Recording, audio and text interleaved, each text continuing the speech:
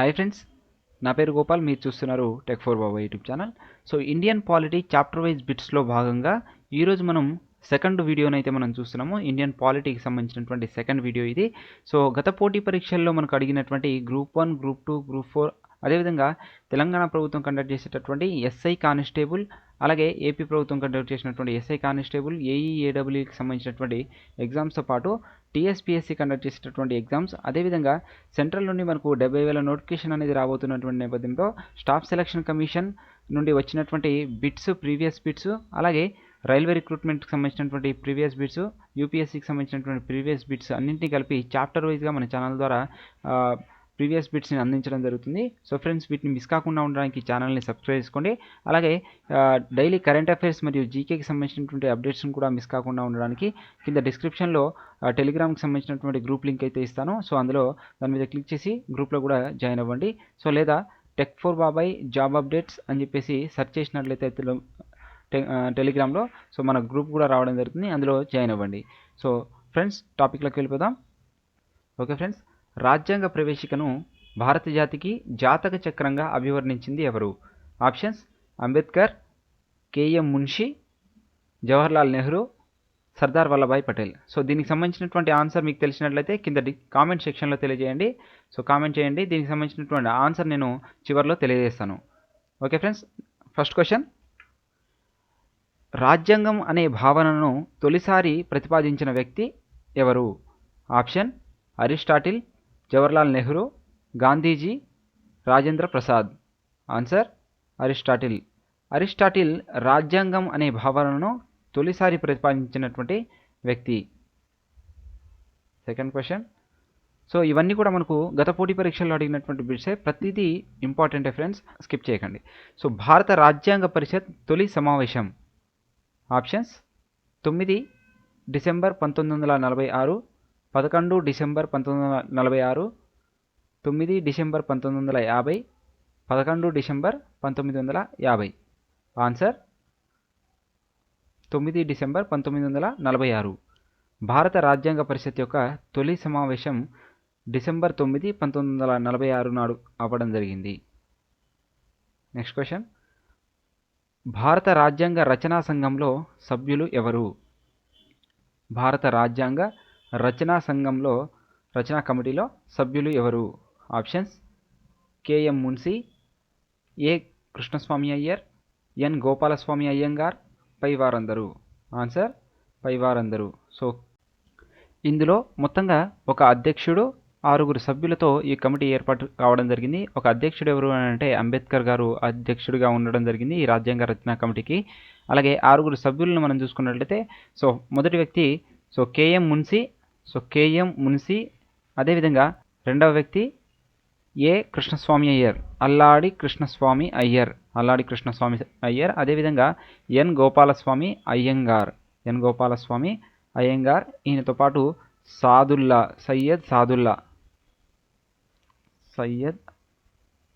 సయ్యద్ సాదుల్లా, అదేవిధంగా 5వ వ్యక్తి డిపి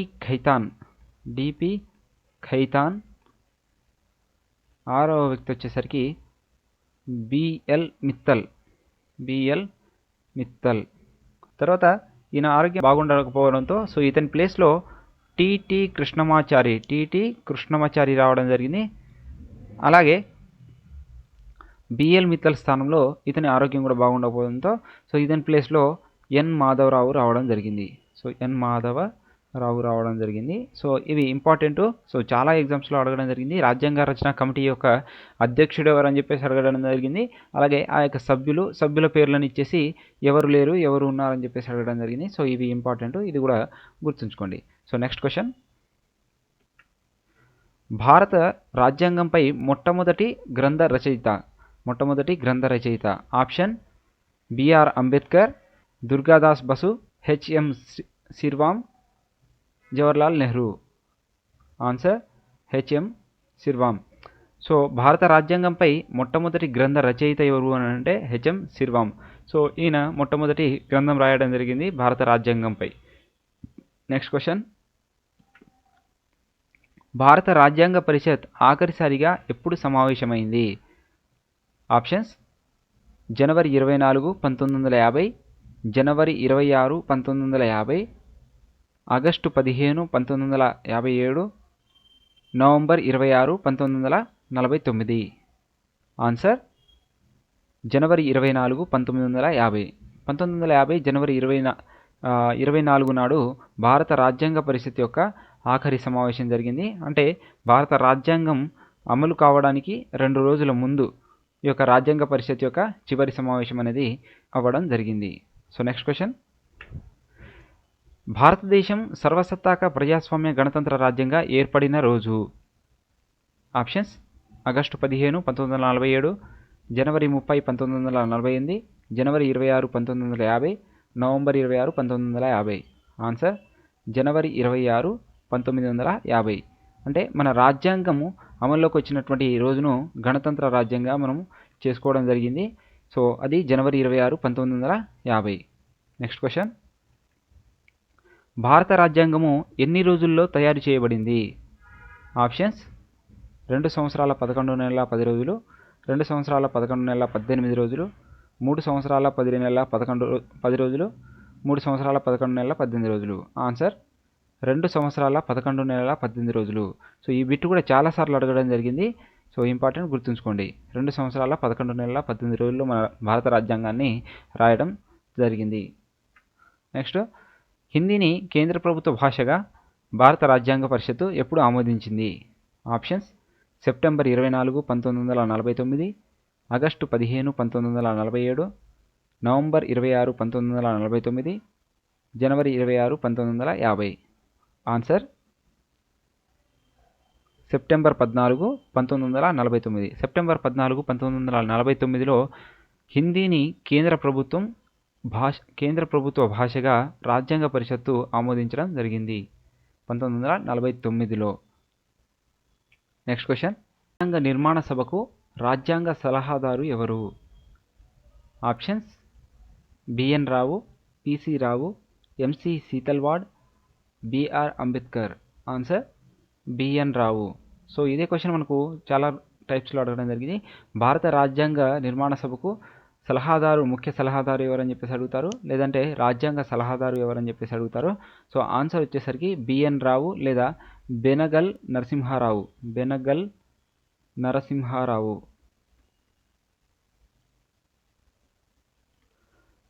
నెక్స్ట్ క్వశ్చన్: ఇండియాలో రాజ్యాంగ అధికారం యొక్క ముఖ్యమైన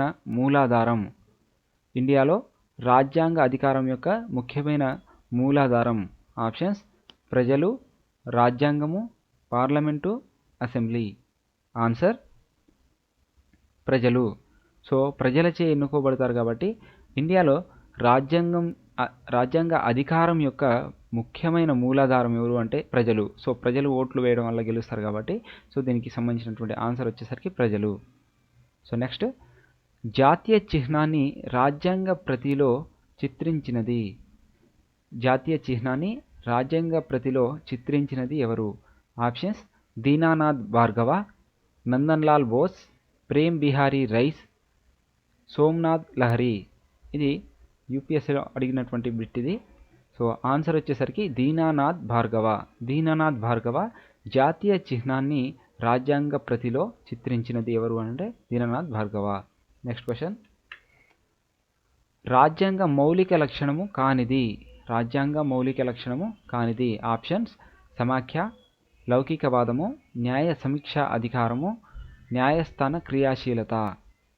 ఆన్సర్: న్యాయస్థాన క్రియాశీలత. సో కానిది అని చెప్పేసి అడిగారు కాబట్టి సో మౌలిక లక్షణం వచ్చేసరికి సమాఖ్య, లౌకికవాదము, న్యాయ సమీక్షాధికారము రాజ్యాంగం యొక్క మౌలిక లక్షణములు. నెక్స్ట్ క్వశ్చన్: భారత రాజ్యాంగ ముసాయిదా ఎప్పుడు తయారైంది?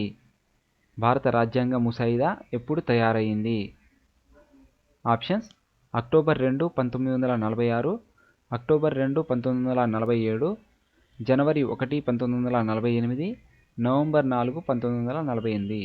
Answer: November 4, 1948. భారత రాజ్యాంగ ముసాయిదాను మనకు 115 రోజుల్లో రాయడం జరిగింది.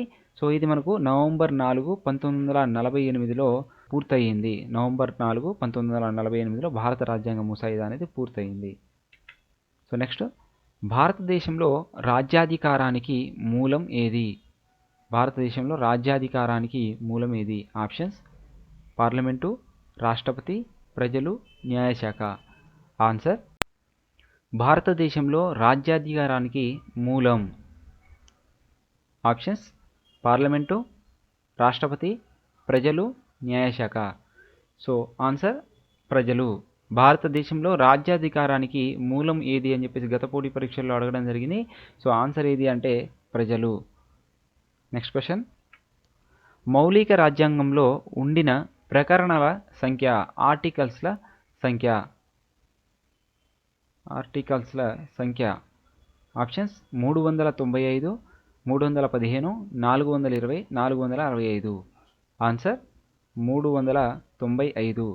సో మనకు మొదట్లో రాజ్యాంగం వచ్చినప్పుడు ఎన్నైతే ఉన్నాయో సో అన్నే ఆర్టికల్స్ ఉండడం జరుగుతుంది. సో ఏదైనా కొత్త ఆర్టికల్ వచ్చినా సరే సో వాటినన్నింటినీ సబ్ క్లాస్గా ఏబిసిగా వాటిని నోట్ చేయడం జరుగుతుంది. సో మౌలిక రాజ్యాంగంలో ఉన్న ఆర్టికల్స్ సంఖ్య అంటే మాత్రం 395. సో ఇది మారదు. సో మొత్తం ఆర్టికల్స్ సంఖ్య అని చెప్పేసి అడిగితే అప్పుడు మనకు ప్రస్తుతం ఉన్నటువంటి సో 470. సో ఈ విధంగా అన్నిటినీ కలిపి సో ఈ క్లాసెస్ అన్నిటినీ కలిపి సో ఈ విధంగా చెప్పడం జరుగుతుంది. కానీ మౌలిక రాజ్యాంగం అని చెప్పేసి అడిగినప్పుడు కంపల్సరీగా 395 ఆన్సర్ అవుతుంది. సో నెక్స్ట్ క్వశ్చన్, ప్రజాస్వామిక వ్యవస్థలలో ప్రభుత్వ అధికారాలను పరిమితం చేసేది ఏది? ఆప్షన్స్: ప్రజలు, రాజ్యాంగం, పత్రిక, పార్లమెంటు. ఆన్సర్: రాజ్యాంగం.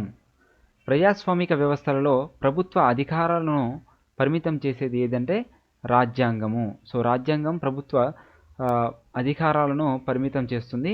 సో ఇది ఇంపార్టెంట్ బిట్టు, గతంలో అడగడం జరిగింది. సో పీఠికలోని అంశాలు చూసుకున్నట్లయితే రాజ్యాంగంపై ఆధారపడి ఉంటాయి, రాజ్యాంగంపై ఆధారపడి ఉండవు, కొంతమేర ఆధారపడి ఉంటాయి, పైవేవి కావు.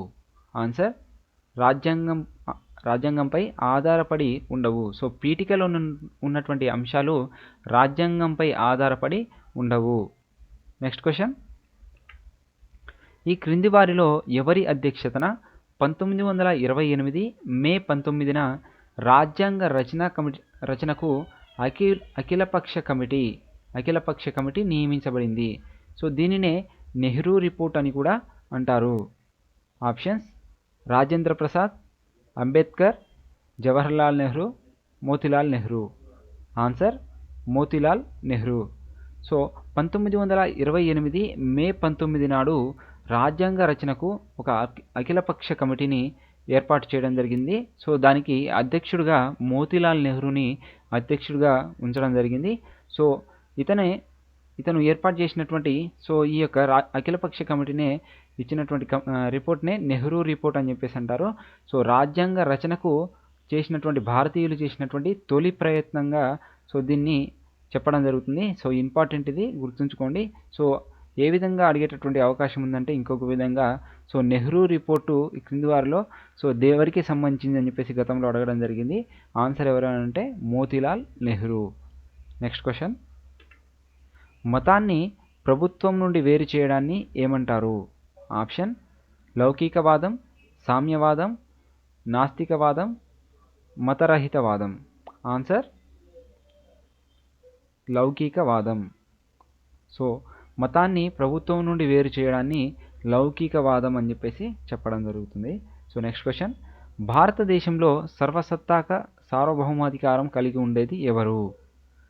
భారతదేశంలో సార్వభౌమాధికారం కలిగి ఉండేది ఎవరు? ఆప్షన్స్: పాలకులు, కేంద్ర శాసనసభ, న్యాయశాఖ, ప్రజలు. ఆన్సర్: ప్రజలు. సో భారతదేశంలో ప్రజలు సర్వసత్తాక సార్వభౌమాధికారాన్ని కలిగి ఉన్నారు. సో ఇది ఆన్సర్. సో నెక్స్ట్ క్వశ్చన్, ఈ క్రింది వాటిలో ప్రవేశికలో లేని పదం. ఆప్షన్స్: సమాఖ్య, ఐక్యత, న్యాయం, సమగ్రత. ఆన్సర్: సమాఖ్య అనే పదము ప్రవేశికలో లేదు, కానీ ఈ యొక్క సమాఖ్య విధానాన్నే మనం ఫాలో అవుతున్నాము. సో ఇది ఇంపార్టెంట్, చాలా ఇంపార్టెంట్, గుర్తుంచుకోండి. సో సమాఖ్య ప్రభుత్వము ఏర్పాటు చేశాం, కానీ రాజ్యాంగంలో సమైక్య అనే భావన అనేది ఎక్కడా లేదు. సో ఇంపార్టెంట్, ఇది గతంలో అడగడం జరిగింది. సో నెక్స్ట్ క్వశ్చన్, ప్రవేశిక యొక్క ఉపయోగం ఏమిటి? రాజ్యాంగ ఆమోద తేదీని తెలుపుతుంది, రాజ్యాంగ ఆధారాలను తెలియజేస్తుంది. పై రెండు సరైనవే, పై రెండు సరైనవి కాదు. ఆన్సర్ పై రెండు సరైనవే. సో రాజ్యాంగం యొక్క ఆమోద తేదీని తెలుపుతుంది, రాజ్యాంగ ఆధారాలను తెలియజేస్తుంది. రాజ్యాంగ ఆమోదం తేదీని తెలుపుతుంది, అదేవిధంగా రాజ్యాంగ ఆధారాలను కూడా తెలియజేస్తుంది ఈ ప్రవేశిక. దాన్నే పీఠిక అని కూడా అంటారు. సో ఇది కూడా గుర్తుంచుకోండి, పీఠిక అన్న ప్రవేశిక అన్న ఒకటే. నెక్స్ట్ క్వశ్చన్, భారత రాజ్యాంగ సదస్సులోని వివిధ కమిటీలు వాటి అధ్యక్షులకు సంబంధించినటువంటి వాటిలో కింది వాటిలో తప్పుగా జతపరచబడినది ఏది? Options: rules committee doctor Rajendra Prasad, advisory committee Vallabhbhai Patel, సారథ్య కమిటీ జవహర్లాల్ నెహ్రూ, ప్రాథమిక హక్కుల సంఘం జేబీ కృపలాని. సో ఇక్కడ మనకు తప్పుగా అని చెప్పేసి చెప్పడం జరిగింది. So rules committee Rajendra Prasad రైటే, అడ్వైజరీ కమిటీ వల్లభాయ్ పటేల్ కూడా రైటే. సో ప్రాథమిక హక్కుల సంఘం జేబీ కృపలాని కూడా రైటే. సారథ్య కమిటీ జవహర్లాల్ నెహ్రూ అనేది రాంగ్ ఆన్సర్. సో ఇక్కడ రైట్ ఆన్సర్ ఏదంటే సారథ్య కమిటీకి అధ్యక్షుడిగా ఎవరున్నారు అంటే డాక్టర్ రాజేంద్ర ప్రసాద్ ఉండడం జరిగింది. సో రాజేంద్ర ప్రసాద్, సారథ్య కమిటీకి రాజేంద్ర ప్రసాద్ ఉండడం జరిగింది. సో అలాగే ఇంకొక కమిటీకి కూడా రాజేంద్ర ప్రసాద్ ఉండడం జరిగింది. ఏదంటే జాతీయ పతాకంపై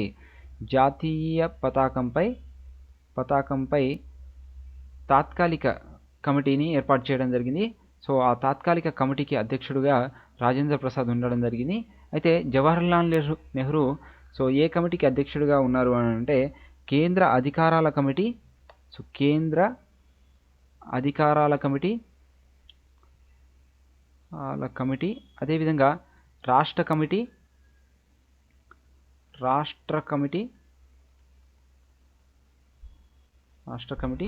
సో దానితో పాటు కేంద్ర రాజ్యాంగ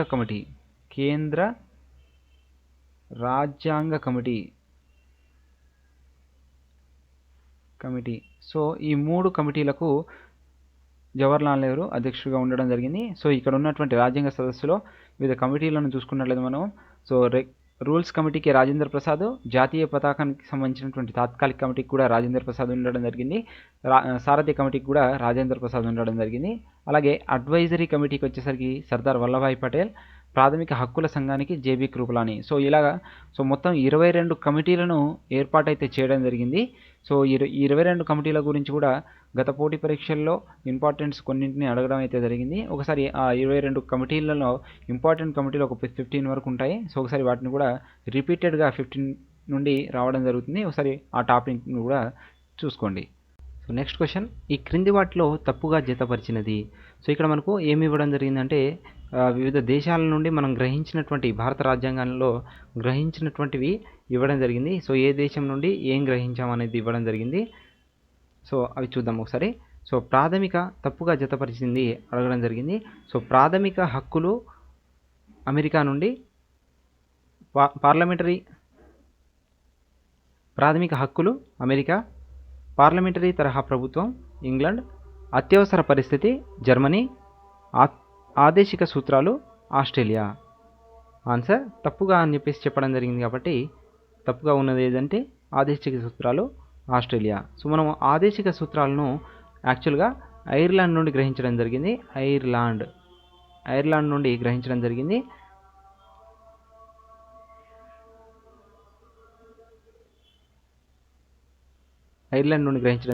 ఆస్ట్రేలియా నుండి ఉమ్మడి జాబితా. సో ఉమ్మడి జాబితాను గ్రహించడం జరిగింది. ఉమ్మడి జాబితా. సో ఏ దేశం నుండి ఏం గ్రహించామనేది కూడా ఇంపార్టెంట్. సో పూర్తిగా అయితే చూడండి. సో ప్రాథమిక హక్కులు వచ్చేసరికి అమెరికా నుండి గ్రహించాము. అలాగే ప్రాథమిక విధులు. సో ప్రాథమిక విధులు వచ్చేసరికి ఏ దేశం అని అంటే రష్యా నుండి గ్రహించడం జరిగింది. సో రష్యా నుండి గ్రహించాము. అలాగే పార్లమెంటరీ తరహా ప్రభుత్వము ఇంగ్లాండ్ నుండి గ్రహించడం జరిగింది. సో ఇంగ్లాండ్ నుండి ఇంకొకటి ఏంటంటే సో నామమాత్రపు దేశాధినేత అనేది కూడా ఇక్కడ నుండి గ్రహించడం జరిగింది. సో ఇలా చాలా ఉండడం జరుగుతుంది. సో ఇంపార్టెంట్వి గుర్తుంచుకోండి, అలాగే ఒకసారి చదవండి. అత్యవసర పరిస్థితి వచ్చేసరికి జర్మనీ నుండి గ్రహించడం జరిగింది. సో ఇవి ఫ్రెండ్స్. నెక్స్ట్ క్వశ్చన్ వచ్చేసరికి సో ప్రవేశికను ఏ రాజ్యాంగం నుండి గ్రహించారు? ప్రవేశికను ఏ రాజ్యాంగం నుండి గ్రహించారు? Options America, Australia, Russia, Britain. Answer America. So America నుండి ప్రవేశికను గ్రహించడం జరిగింది. సో ఇంపార్టెంట్, ఇది చాలా ఇంపార్టెంట్, గుర్తుంచుకోండి. So next question. అదేవిధంగా అమెరికా నుండి ప్రాథమిక హక్కులను కూడా ఫండమెంటల్ రైట్స్ను కూడా మనము గ్రహించడం జరిగింది. దానితో పాటు రాష్ట్రపతిని తొలగించేటటువంటి మహాభియోగ తీర్మానం కూడా సో ఇక్కడ నుండే గ్రహించడం జరిగింది, అమెరికా నుండి గ్రహించడం జరిగింది. దానితో పాటు సుప్రీంకి సంబంధించినటువంటి సుప్రీంకోర్టు న్యాయమూర్తులు, అదేవిధంగా హైకోర్టు న్యాయమూర్తులను కూడా ఇక్కడ నుండే తొలగించేటటువంటి విధానం కూడా అమెరికా నుండి గ్రహించడం జరిగింది. సో ఇంపార్టెంట్, గుర్తుంచుకోండి. సో నెక్స్ట్ క్వశ్చన్ వచ్చేసరికి లక్ష్యాలు ఆశయాల తీర్మానం ఆధారంగా ప్రవేశికను రాజ్యాంగ సభలో ప్రవేశపెట్టినటువంటి వారు ఎవరు? Option Jawaharlal Nehru, Motilal Nehru, Rajendra Prasad, Shyam Prasad Mukherjee. Answer Jawaharlal Nehru. So అప్పుడు ముఖ్యంగా జవహర్లాల్ నెహ్రూ, తాత్కాలిక ప్రభుత్వానికి ప్రధానిగా ఉన్నటువంటి జవహర్లాల్ నెహ్రూ సో లక్ష్యాలు ఆశయాల తీర్మానం ఆధారంగా ప్రవేశికను రాజ్యాంగ సభలో ప్రవేశపెట్టడం జరిగింది. సో ఇదే క్వశ్చన్ని 2-3 టైప్స్లో కూడా మనకు ప్రీవియస్ బిట్స్లో అడగడం జరిగింది. సో ఏంటిదంటే, సో ప్రవేశికను జవహర్లాల్ నెహ్రూ గారు సో ఏ తీర్మానం ఆధారంగా రాజ్యాంగ సభలో ప్రవేశపెట్టారని చెప్పేసి అడగడం జరిగింది. సో ఏంటిదంటే లక్ష్యాలు ఆశయాల తీర్మానం ఆధారంగా రాజ్యాంగ సభలో ప్రవేశిక యొక్క తీర్మానాన్ని ప్రవేశపెట్టడం జరిగింది. చాలా ఇంపార్టెంట్. సో ఎప్పుడు ప్రవేశపెట్టారనేది కూడా అడుగుతారు. సో అది కూడా ఇంపార్టెంట్. ఎప్పుడు ప్రవేశపెట్టారు? 1946 డిసెంబర్ 13 నాడు రాజ్యాంగ సభలో ప్రవేశపెట్టడం జరిగింది. So next question. రాజ్యాంగ సభ ప్రవేశికను ఎప్పుడు ఆమోదించింది? సో ప్రవేశపెట్టడం జరిగింది. సో డిసెంబర్ 13న 1946లో ప్రవేశపెట్టడం జరిగింది. మరి ఎప్పుడు ఆమోదించింది అని అంటే ఆప్షన్స్ చూసుకుందాం. 1946 జనవరి 22, 1946 November 26, 1947 August 15, 1946 December 13. So answer 1947 జనవరి 22 నాడు యొక్క రాజ్యాంగ సభలో ప్రవేశపెట్టినటువంటి ప్రవేశికను ఆమోదించడం జరిగింది. జనవరి 22 నాడు. ఇంపార్టెంట్, గుర్తుంచుకోండి. సో జనవరి 22, 1947 నాడు ఆమోదించడం జరిగింది. సో ఇది పాస్ లోపలికి వచ్చింది. అలాగే పాస్ అయింది వచ్చేసరికి 47లో. Next question. భారత రాజ్యాంగ ప్రవేశికను నేటి వరకు ఎన్నిసార్లు సవరించారు? ఆప్షన్స్ ఒకసారి, 4 సార్లు, 5 సార్లు, 2 సార్లు. ఆన్సర్ వచ్చేసరికి ఒకసారి. కేవలం ఒకసారి మాత్రమే రాజ్యాంగ ప్రవేశికను సవరించడం అయితే జరిగింది. సో అది కూడా ఎప్పుడు అని అంటే 1976లో సవరించడం జరిగింది. సో ఏ కమిటీ సిఫార్సు మేరకు అని అంటే స్వరణ్ సింగ్ కమిటీ సిఫార్సు మేరకు ఈ యొక్క రాజ్యాంగ ప్రవేశికను సవరించడం అయితే జరిగింది. సో ఎన్నవ రాజ్యాంగ సవరణ అని చెప్పేసి కూడా అడుగుతారు. ఎన్నవ రాజ్యాంగ సవరణ అంటే 42వ రాజ్యాంగ సవరణ. చాలా ఇంపార్టెంట్ ఇది. 42వ రాజ్యాంగ సవరణ ద్వారా ఈ యొక్క 1976లో స్వరణ్ సింగ్ కమిటీ సిఫార్సు మేరకు ఈ యొక్క రాజ్యాంగ ప్రవేశికను కేవలం ఒకసారి మాత్రమే సవరించడం జరిగింది. అప్పటి ప్రధాని ఎవరని చెప్పేసి కూడా అడుగుతారు. సో గతంలో అడగడం జరిగింది ఈ బిట్స్ కూడా. సో ఎవరి కాలంలో అంటే ఇందిరాగాంధీ. సో ఇందిరాగాంధీ ప్రధానిగా ఉన్నటువంటి ఆ కాలంలో ఈ యొక్క రాజ్యాంగ ప్రవేశికను సవరించడం అయితే జరిగింది. ఇంపార్టెంట్, గుర్తుంచుకోండి. Next question. స్వతంత్ర భారతదేశపు తొలి రక్షణ శాఖ మంత్రి ఎవరు? Option Sardar Baldev Singh, Sardar Vallabhbhai Patel, Indira Gandhi, Jawaharlal Nehru. Answer Sardar Baldev Singh. So స్వతంత్రం వచ్చేటటువంటి నాటికి భారతదేశానికి సంబంధించినటువంటి తొలి శాఖలు అంటే తొలి క్యాబినెట్ మినిస్టర్స్ ఎవరైతే ఉన్నారో సో వారి గురించి తరచుగా అన్ని పోటీ పరీక్షల్లో అడుగుతున్నారు. సో వాటిని ఒకసారి అయితే మీరు చెక్ చేసుకోండి. సో భారతదేశపు తొలి రక్షణ శాఖ మంత్రి ఎవరు అని అంటే బల్దేవ్ సింగ్ ఉండడం జరిగింది. సో నెక్స్ట్ క్వశ్చన్, స్వతంత్ర భారతదేశపు తొలి ఉప ప్రధాని ఎవరు? స్వతంత్ర భారతదేశపు తొలి ఉప ప్రధాని ఎవరు? Options Rajendra Prasad, Ambedkar, Sardar Vallabhbhai Patel, Lal Bahadur Shastri. Answer Sardar Vallabhbhai Patel. So స్వతంత్రం వచ్చేటటువంటి నాటికి స్వతంత్ర భారతదేశ తొలి ఉప ప్రధాని ఎవరు అంటే సర్దార్ వల్లభాయ్ పటేల్ ఉండడం జరిగింది. సో ఇప్పుడే మనం మాట్లాడుకోవడం జరిగింది. సో గత పోటీ పరీక్షల్లో అడిగినటువంటి బిట్స్ ఇవి.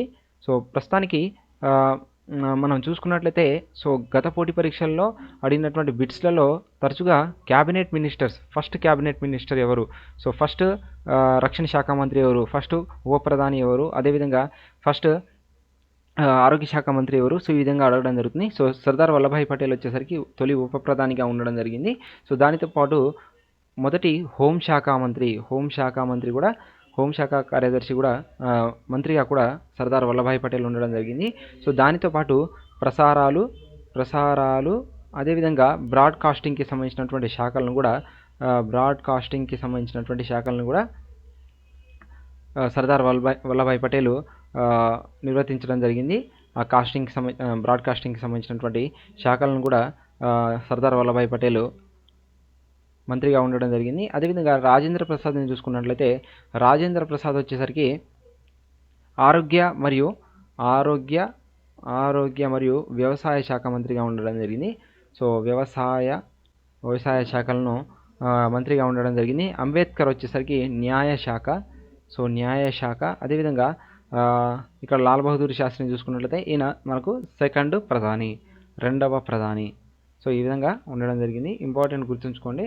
సో అదేవిధంగా సో ఇవి ఫ్రెండ్స్ మొత్తానికి భారత రాజ్యాంగ రచన మరియు ప్రవేశికకి సంబంధించినటువంటి వీడియో స్టార్టింగ్లో అడిగినటువంటి క్వశ్చన్కి ఎంతమంది ఆన్సర్ రైట్ చేశారో ఒకసారి చెక్ చేసుకోండి.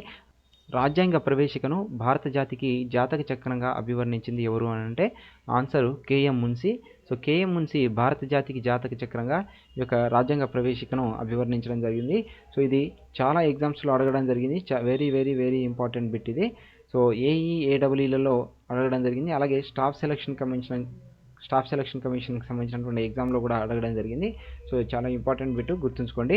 సో ఫ్రెండ్స్ ఇది మొత్తానికి ఇండియన్ పాలిటీకి సంబంధించినటువంటి గత పోటీ పరీక్షలో అడిగిన సో భారత రాజ్యాంగ రచన మరియు ప్రవేశికకు సంబంధించినటువంటి టాపిక్ మీద అడిగినటువంటి బిట్స్. సో దీనికి సంబంధించి తప్పనిసరిగా ఒక మార్క్ వచ్చేటటువంటి అవకాశం ఉంటుంది కాబట్టి కంపల్సరీగా అయితే చదువుకోండి. సో ఫ్రెండ్స్ ఇది మొత్తానికి మనకు వీడియోకి సంబంధించినటువంటి సమాచారం. మనం నెక్స్ట్ వీడియోలో అయితే కలుద్దాము. సో గ్రూప్లో ఇటువంటి వీడియోల్ని మిస్ కాకుండా ఉండడానికి ఛానల్ని అయితే సబ్స్క్రైబ్ చేసుకోండి. అలాగే వీడియోని అయితే లైక్ చేయండి ఫ్రెండ్స్. సో మీరు ఇచ్చేటటువంటి లైక్స్ నాకు మరింత సపోర్ట్ని ఇస్తాయి. So thank you friends, thank you for watching. Have a nice day.